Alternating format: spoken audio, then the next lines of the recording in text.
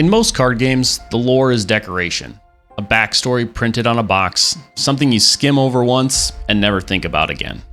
Lorcana is different.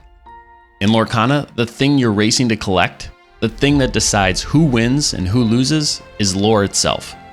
The sets aren't called expansions, they're called chapters. The story and the game are the same object.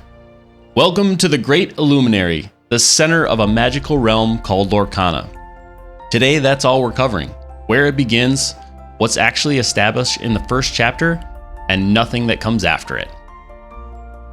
Before any of the plot makes sense, you need one concept, the glimmer.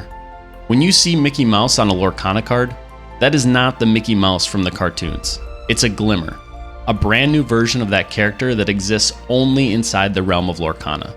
A snapshot of a story, given its own life here. That sounds like a small flavor detail. It isn't. It's the single smartest decision in the entire setup. Because glimmers are separate versions, Hercules, Moana, and Maleficent can stand in the same room. They can team up, they can fight each other, and none of it contradicts the movies they came from, because none of this is the movies. It's a new world that borrowed their faces. So where are we exactly? The realm is called Lorcana. Its regions are the Inklings, and at the dead center sits the Great Illuminary. Part archive, part machine, part power plant. Beneath it runs an enormous reservoir of magical ink, and that ink is the source of everything. There are 6 inks in this world: amber, amethyst, emerald, ruby, sapphire, and steel. If you've played the game, you already know them as the 6 colors. Here, they're literally just the raw material of creation. And creation works like this. Drifting down into the Illuminary are story stars, fragments of Disney stories falling like light. They flow into a great mechanism. A person called an Illumineer takes up a staff called an Inkcaster and holds it over an open book, the lore book. And the ink pours up through the machine and meets the light of a story star on a page. An image forms, a character. And then the image lifts up off the page and it's alive. That's how a glimmer is born. And that's the engine of the world in one motion. Stories plus ink plus a person with imagination. But here's the part most players skip right past, and it's the part that makes Lorcana a story instead of a setting. None of this started with us. It started with one figure, the curator. He was the first to reach out towards those scattered fragments of old stories and try to save them. He gathered a small group of apprentices, gave them a name, the Illumineers, and together they built the Great Illuminary to hold the story stars and the ink.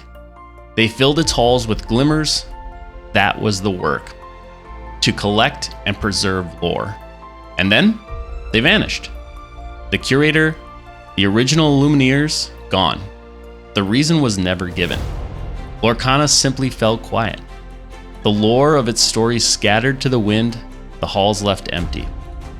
That's the move that makes the whole series work. The game doesn't open on a blank page. It opens on a world that already had a history and lost it. There's a hole at the center of this story from the very first card. And the whole point is that you're going to spend the next several chapters trying to figure out what fell into it. And that's where you come in. Because the Illuminary doesn't stay empty. Something deep inside it wakes up, and it reaches out of this world and into ours, looking for people with one specific quality: imagination. The Illuminary summoned you here because of your powerful imagination. It's worth pausing on how unusual that framing is. The story isn't about a hero you watch. You are the new Illumineer. The game puts the Inkcaster in your hands and makes you the protagonist from line 1. And you're not alone. The first chapter follows 3 newcomers, all pulled from our world into theirs. Shanze, a poet, Venturo, a programmer, and Martin, a musician. 3 people with nothing in common except the kind of creative spark the Illuminary was hunting for. They arrive, they're handed Inkcasters, and they start learning the craft. Shanze reaches toward the light, casts her first glimmer, and it's Hercules.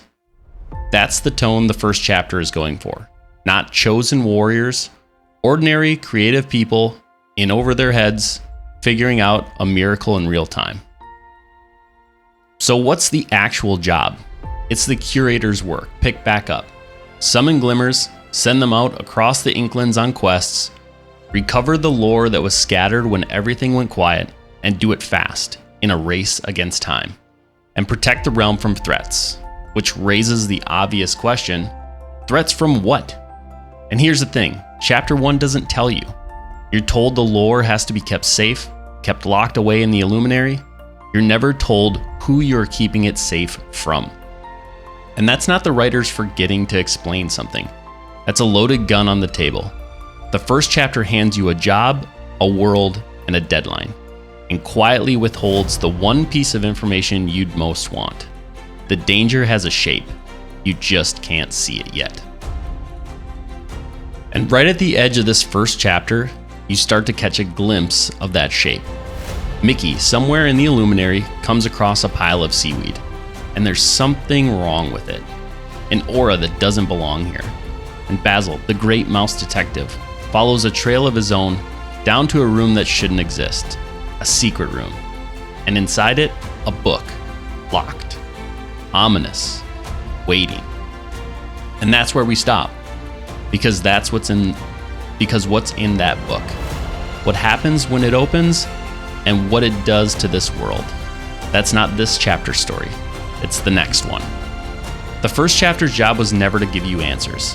It was to build a world worth protecting, put you in the chair, and leave one door very deliberately closed. That's the foundation. A realm built on imagination, a history that vanished without a reason, and 3 ordinary people handed the power to rebuild it, standing in front of a door that's about to blow wide open. In the next episode, we open that book, and we talk about the flood and what crawled out of it.